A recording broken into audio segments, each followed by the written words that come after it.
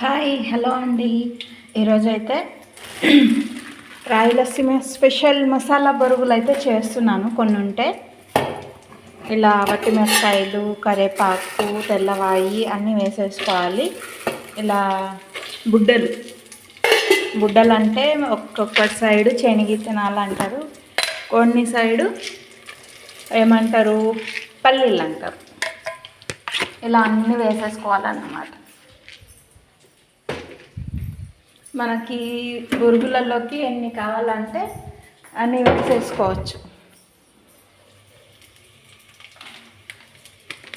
అన్ని ఆయిల్లో ఫ్రై చేసేసుకోవాలా పసుపు వేసుకొని.